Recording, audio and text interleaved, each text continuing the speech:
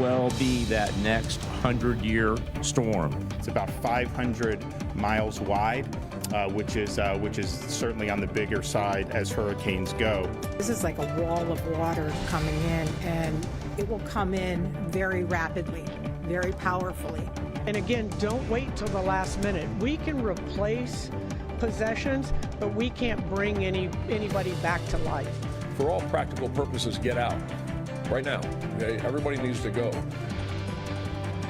Right now, this is a live look at the Tampa River Walk, where thousands of people are rushing to leave their homes following mandatory evacuation orders as Hurricane Ian approaches the west coast of Florida. This morning, Ian is now a major hurricane as it strengthens to a Category 3 storm just days before it's expected to make landfall in the state. Good morning, I'm Matt Lincoln. And I'm Sam Kerrigan. Ian made landfall over western Cuba within the last hour. Right now, there are several alerts in effect across the state, including here in our area. We have team coverage this morning tracking Hurricane Ian. We're looking into preparations for heavy rainfall in our area and the evacuations in Tampa Bay. And we want to start with meteorologist Lauren Oleski and Ian's latest track. Lauren? Sam, thanks. So we got our 5 a.m. track about an hour ago.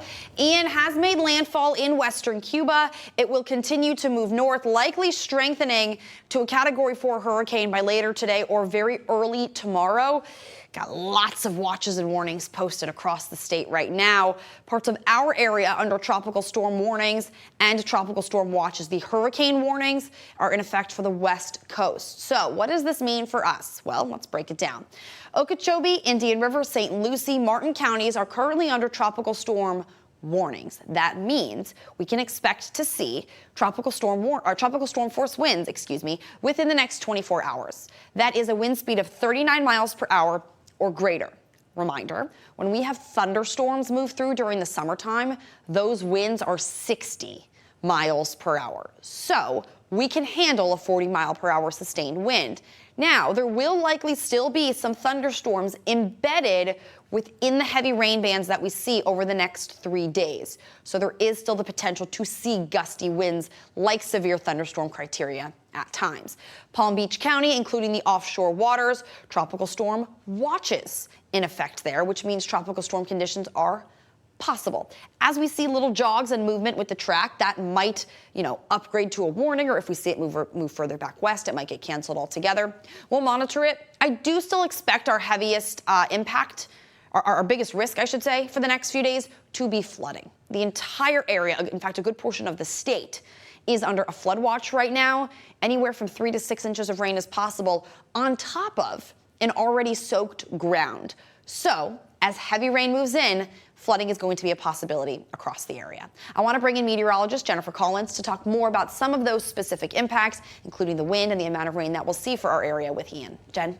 And like you said, flood watch continues as Hurricane Ian approaches Florida for most of the state. For us locally, we're looking at the potential of seeing anywhere from about 3 to 5 inches of rain. The highest rain totals are going to be where the center of Ian will be. So depending on the track of the storm and eventual landfall, that will change our numbers slightly. The greatest rainfall potential, seeing over a foot, even 2 feet of rain possible for parts of the Tampa Bay area. For us locally, anywhere from about 3 to 5. We do have a flood risk in effect for today, like Lauren was talking about, with that flood watch in effect. So of course, any sort of rainfall we get in excess of and lingering around could lead to the potential for flooding on many of our streets and low-lying areas. Winds, they're going to start picking up as the day rolls along as we get more bands moving through. But by tomorrow, we're going to look at the strongest wind potential across the area. Sustained winds anywhere from 20 to 30 miles per hour along the Palm Beaches, along the Treasure Coast, inland towards Okeechobee. Could see winds sustained anywhere from about 30 to 35 miles per hour with wind gusts in excess of 45 miles per hour possible, especially within some of those stronger storms. Of course, where the track of Ian goes will change some of the wind potential, especially across areas of Okeechobee, Indian River, and St. Lucie County. Today, we're under that slight risk for stronger storms, producing the potential for isolated spin-ups of tornadoes. Of course, those impacts here locally, high rainfall totals, wind, no storm surge expected along the East Coast. That is a West Coast threat, and a few isolated stronger storms with potential for tornadoes. I'm going to send it back to you. All right, Jen, thank you. This morning, urgent preparations in the Tampa Bay area for what could be the worst hurricane in 100 years to have a direct impact there. Right now, Pinellas, Hillsborough, and Manatee counties have mandatory evacuations for some areas. And CBS 12's Danielle Duras picking up our team coverage at Live Desk. Danielle, a lot of people taking action there now before it's too late. Yeah, we can show you some of these evacuations happening right now. This is a live look at the traffic that is leaving on I-4 in the Tampa area right now. The Florida Department of Transportation has suspended tolls in that area to help make this process easier and faster. And we did see bumper to bumper traffic heading out of Tampa yesterday following those evacuation orders for flood prone areas. Getting out by cars quickly becoming the only option as airports like Tampa International prepare to close today at 5 o'clock. And for those who cannot leave, like hospital staff and patients, this is how they're fortifying their structures. What you're looking at is called an aqua fence that's been set up around Tampa General Hospital to protect from storm surge and flooding, while other hospitals in the area did transport some of their most vulnerable patients yesterday. We are seeing a rush on supplies like water. Take a look at how quickly cases of bottled water are running out in Fort Myers. This whole pile gone in just a few seconds. And here, you're seeing long lines of people waiting to get their hands on free sandbags in St. Petersburg. Law enforcement and city officials there have a very serious message ahead of Ian's arrival. For all practical purposes, get out. This could be the storm that we've hoped would never come to our shores. This is going to be a storm like we have not seen in the past, unless there's something that changes drastically. Even if it tracks on the most westerly path, we're still going to have high winds and we're going to have storm surges. These evacuation orders impact about 500,000 residents in the Tampa area so far.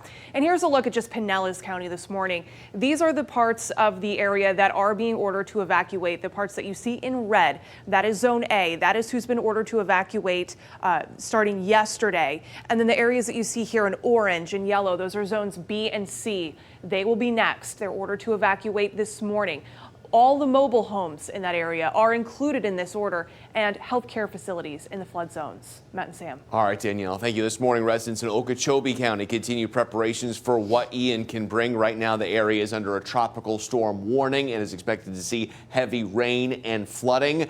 And right now, our Stephanie Valderrama continues our team coverage from Okeechobee. Stephanie, you've spent a few days there this week watching people get ready for this storm, and you're seeing a lot of people not taking any chances. Yes, that's right, Matt. Preparations here have been ongoing since before the weekend. People taking the warnings from local, state officials and meteorologists very seriously. In fact, preparations still underway right now. As you can see behind me, huge mounds of sand available for people in this area who want sandbags. Now, this opens at 7 a.m., goes until 5:30 this evening. People can just drive up, fill sandbags. They have the shovels here readily available. I do want to make a note that there is a limit of 20 bags per vehicle.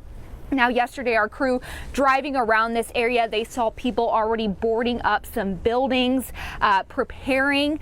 We also do know that county officials have decided to go ahead and close school starting tomorrow. So there is still school today, but they're doing this ahead of potential rain, winds, and even potential flooding that could happen in this area. Our citizens can count on the public safety staff and all of our players. We're planning, we're ready to get them through this.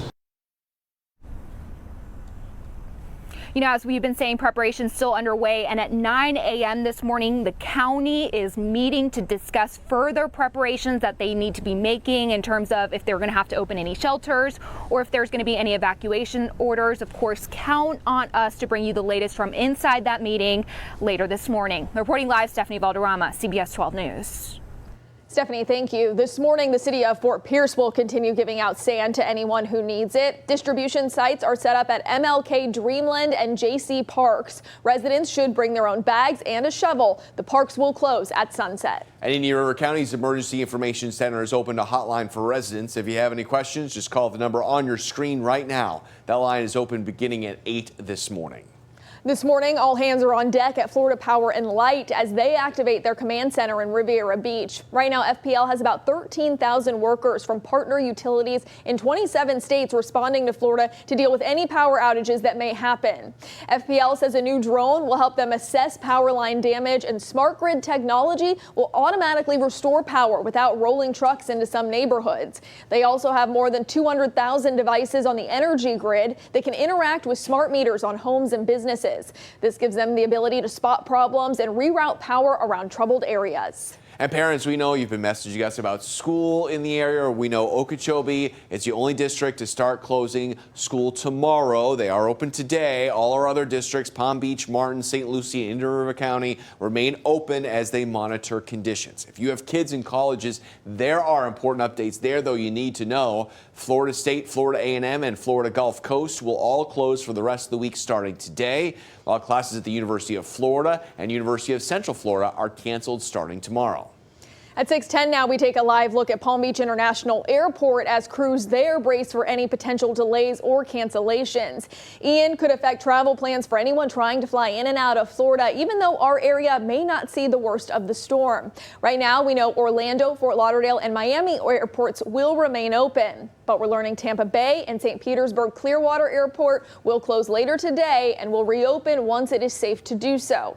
If you have a trip coming up this week, make sure you check with your airline for a refund or rebooking options. And don't forget, you can track Ian anytime you want with our CBS 12 Storm Track weather app. You can find the latest track, alerts, and county-by-county preparations. Just search WPEC in your app store. And let's take a look at, this is another live look. Here we go. This is the track on Hurricane Ian this morning. We are going to be back in just 3 minutes with another check with meteorologist Lauren Oleski. You're watching CBS 12 News this morning, the one to turn to.